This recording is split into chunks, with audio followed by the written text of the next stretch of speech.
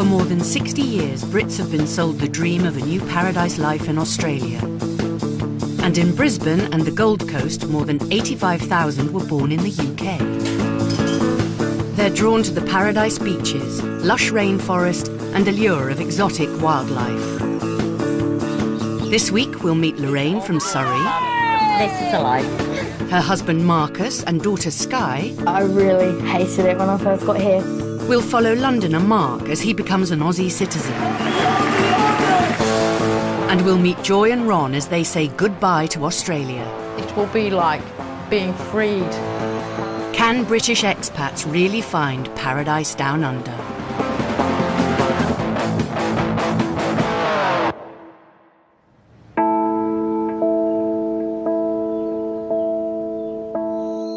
It's 4 a.m. on January 26, Australia Day. For 34-year-old Mark Anthony, it's a special day. Like 23,000 other Brits this year, he's to become an Aussie citizen at a ceremony in Brisbane.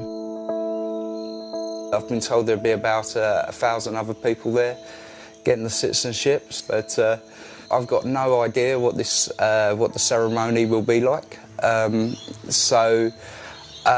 That's sort of very exciting, a little bit nervous as well. As an avid Arsenal fan, Mark has a wide choice of outfits for the day. And we've got a boat camp there as well. And yeah, there's Freddie there. I decided to go reasonably smart, casual, with a pair of jeans and my Beatles shirt there. And just wanted to look quite smart on the day and have some nice photos.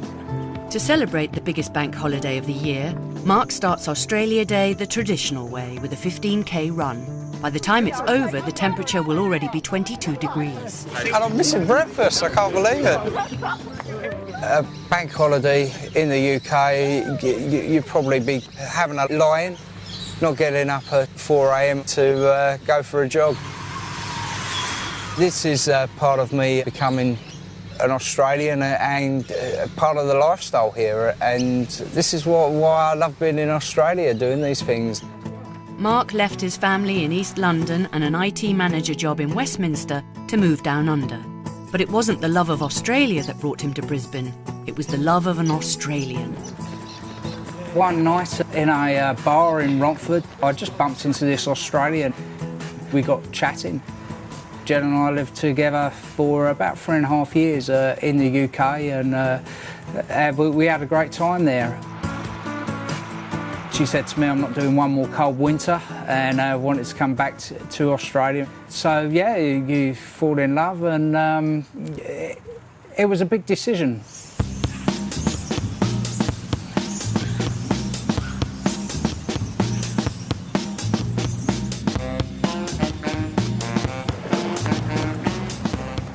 That one, that's a key. Newly arrived Poms, Lorraine and Marcus live with their 14-year-old daughter Sky. Mayonnaise isn't coming out. A year ago, they left their home on a Guildford cul-de-sac for a £650,000 waterfront house on Queensland's Gold Coast. For their Australia Day, Lorraine and Marcus are celebrating in time-honoured Aussie style, with beer and a barbecue.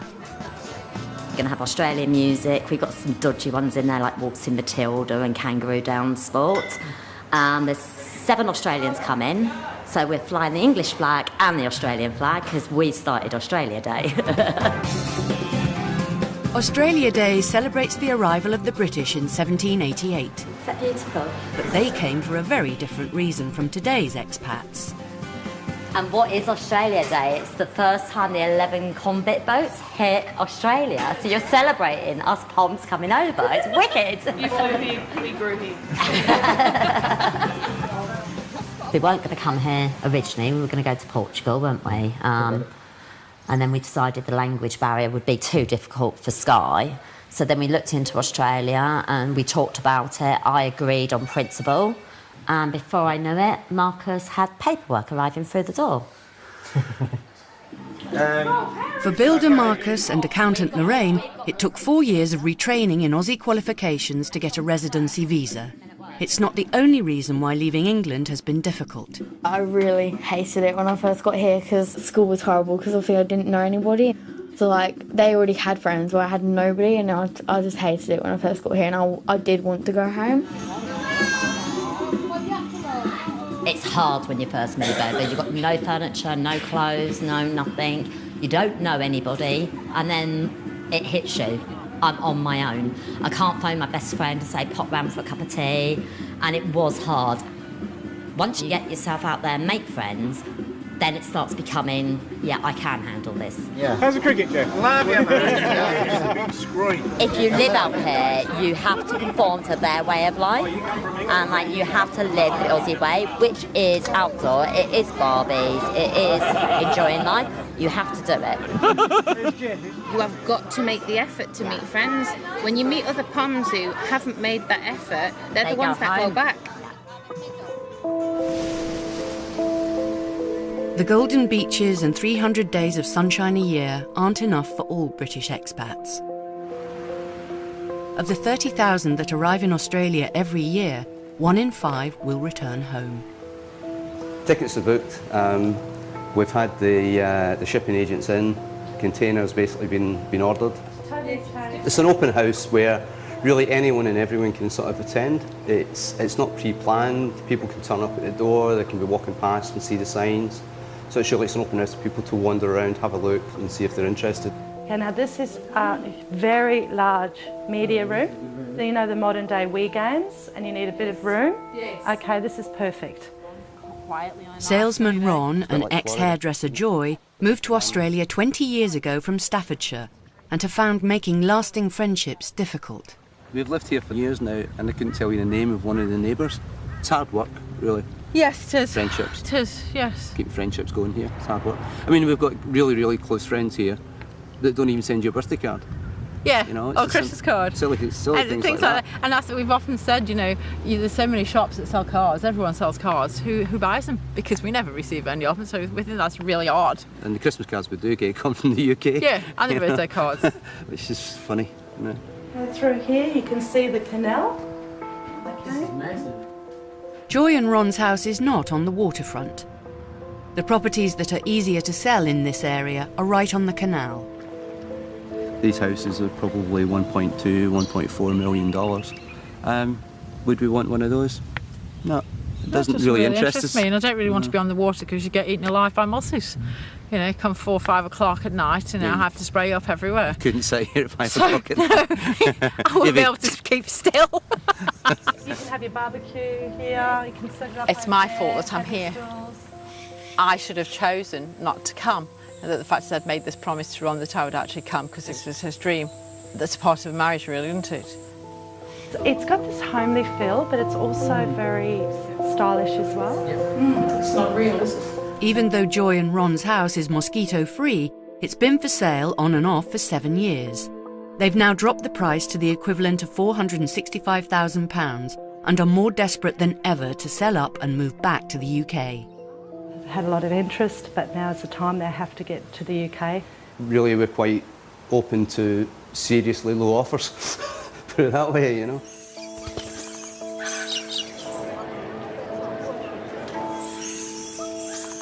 In Brisbane, 1,000 expats are gathering for the biggest citizenship ceremony of the year. Taking part is Londoner Mark, who moved down under 5 years ago to be with his Aussie girlfriend. But after 3 years in Australia, the couple split up. I had to have a big think about what I was going to do. Was I going to stay? Was I going to go? I popped back to the UK twice last year. I walked around London and the old places that I was, and it felt great. But part of me was saying, Brisbane's your home now. Australia's your home, come back. And it was a great feeling when I got in and had my letter there saying you'll become a citizen on Australia Day. Okay, thank you very much. Okay. Congratulations. Lovely, thanks very much. Lovely. Thank you, cheers.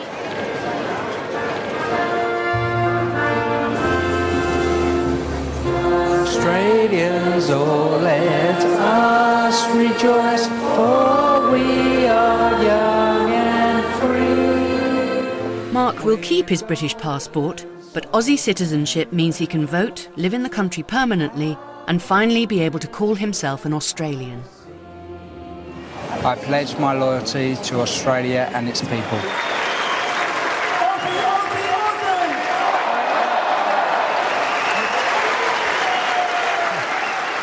A bit emotional, actually. I didn't think it would bring tears to my eyes but it did. I just couldn't help but well up a little bit. It just feels really special. Yeah, very good. Hey, Bert. Thanks, mate. Yeah. Well done. Frank's coming down, right? With his immediate family back in London, Mark has invited some friends along and a distant cousin who emigrated in the 60s. I'm very proud of him. Yeah, very proud. Thank you. Means a lot. Yeah, very proud. Good night, Bruce. With his citizenship, Mark can now permanently join the 22 million people who live in this vast country, which is 31 times the size of the UK.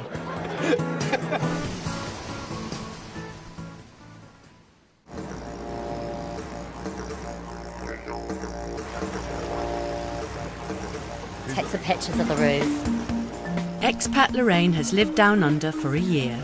Today she's throwing an Australia Day barbecue for her British and Australian friends.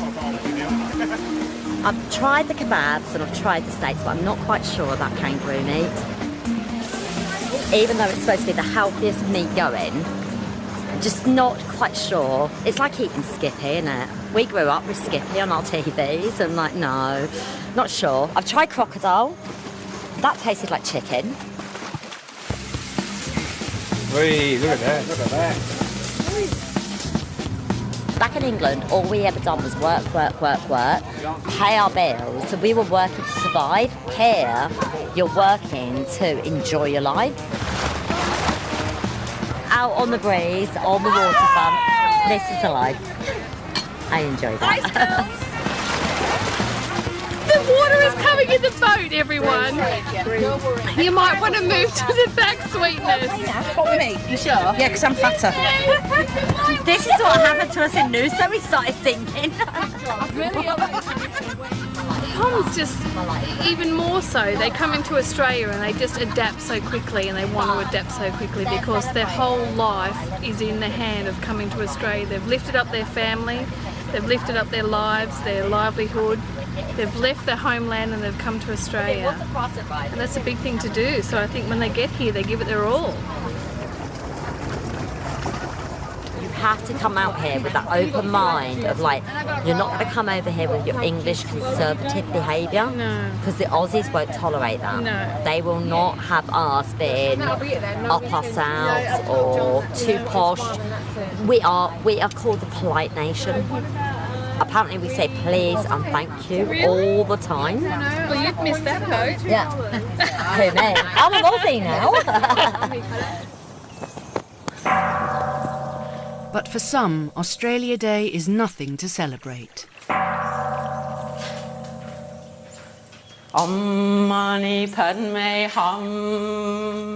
After moving to Australia, Joy became a spiritual healer. With her house not selling and feeling homesick, Joy finds sanctuary from Australian life at a local Buddhist retreat.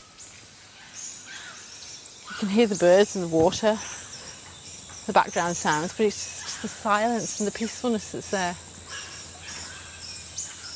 Sort of reaches within, you know, and creates that spiritual Nevada, I suppose, you know. I feel the energy from the earth, and I feel as though it feeds me in England. I feel fulfilled by it. And in the summer, those long days where you can sit outside, the smell in the countryside. Here, it's very rare that you connect with those senses of smell. Here, you would think there'd be an abundance of smell because there's so much foliage around us, but there's very little. I come from Stoke-on-Trent, and people say, oh my God, you don't want to go back there, do you? But the people are unbelievable, and the spirituality is oozing It's the boredom that affects me most because there's nothing to do.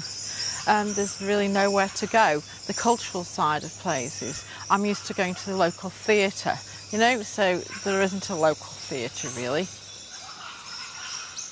It's very mundane sort of life. But there is culture of sorts if you look for it. One of Brisbane's cultural highlights and its most popular Australia Day sporting event is a trip to the races. Cockroach racing? I mean, really? Yeah. I mean, normally you just stamp on them, don't you? New Aussie citizen Mark has come down to try his luck, but it's not quite a bank holiday game at his beloved Arsenal.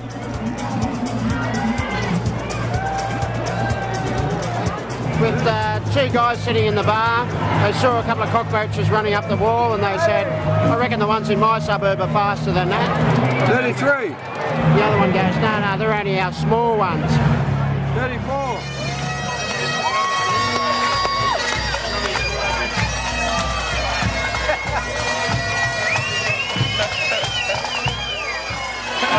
I think number 6, Tony Adams, Arsenal, number 6, that's the one.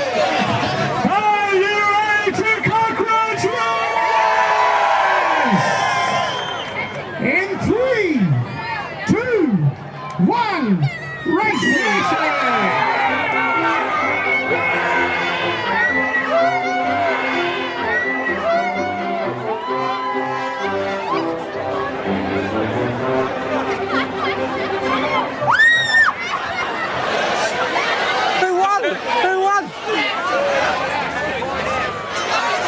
Number 6, but I have no idea who won. That was pretty quick.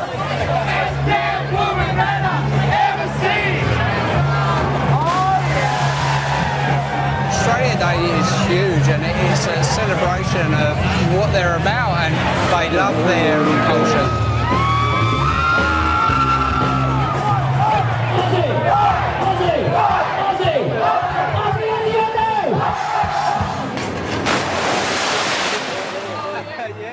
Right now and right here, I don't think I will ever go back. I guess for the first time, I really know I want to be here. Yeah, I just love my life here now.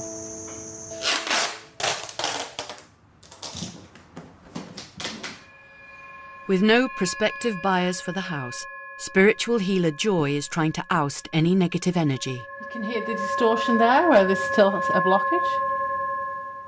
But Joy and Ron still have their sights set on the UK and can't think of anything about Australia they'll miss. I wouldn't miss the beer because I drink bitter and then it's all gassy lager over here. I'm a bit fussy about the food and I'm not really that keen on barbecued food. So I'd rather sort of a la carte. I have a barbecue around the corner here. Which hasn't been used in the last 2 years. We haven't used it in 2 years. He used to do an awful lot of diving and snorkelling, and he won't go in now because he has this fear of sharks. Everyone says a snake stands still and it won't come near. I've never seen it. That's absolute garbage. Every snake I've seen has been aggressive.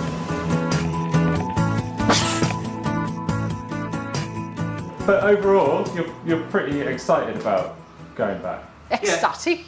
Yeah. Yeah, pretty excited about it.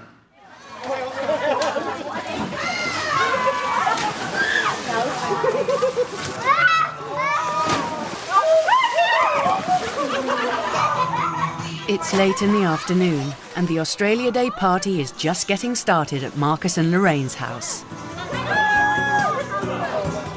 Jeff has to kiss the foot to the person on his left.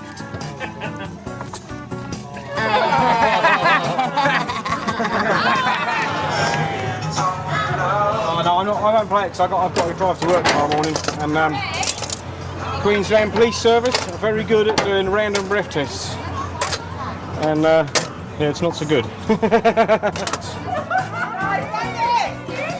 Oh my god, some of the games they play, it's like you have to say certain things like after every game. Like one of the rules is say in my pants after everything. Hair was just lots in my pants. I don't know if this is a good thing or not, in my pants. You have a safe trip, guys!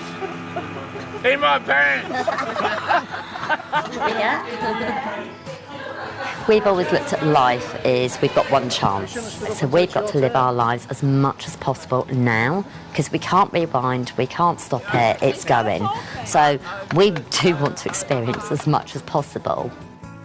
Even if things went wrong for us out here, we still would not go back to the UK. We'd end up somewhere else, definitely, but not the UK.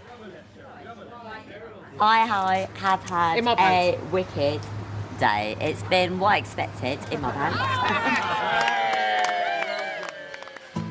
How would you like to spend 14 nights in the beautiful Gold Coast of Australia? We'll be sending one lucky family of 4 off to stay in a gorgeous beachfront apartment in Surfers Paradise. You'll be sent on an exciting outback adventure, get up close and personal with the animals at the zoo, and be given £5,000 spending money. To be in with the chance of winning this trip of a lifetime, all you have to do is answer the following question. What is the famous landmark in Sydney? Is it A, the Eiffel Tower, B, the Opera House, or C, the Statue of Liberty? To enter, call 0901 29 39 123. Calls cost no more than £1.03 from BT landlines. Calls from other networks may be higher and from mobiles will be considerably more. Or text A, B or C to 88444. Texts cost £1 plus one standard network rate message. Red button viewers can enter by pressing their red button now. You can also enter for free at itv.com. Entrance must be 18 or over and lines close at 10 a.m. on the 20th of July 2011. Entries made after closing time will not be counted but may still be charged. Next time, there's trouble in paradise when meter maid Zoe, backpackers Kim and Ryan, and retired Marine Daz are caught up in Brisbane's worst floods for decades. In a matter of 6 hours, it's absolutely crazy. It's like being in a war zone. Everyone's lifetime possessions just scattered. But in somewhere like Australia, I didn't expect to see this. Will it wash away their dreams of a new life down under? I'm telling you, in a friendly way, that if you hear from Lucy, you will call me. I don't need to know where she is, just that she's okay. Do you understand? Yes, not everyone is willing to talk when a woman's disappearance leads Barnaby to a worrying sect in Midsummer Murders next. And tomorrow, having disappeared years ago, there's help for a long-lost family at 9 o'clock.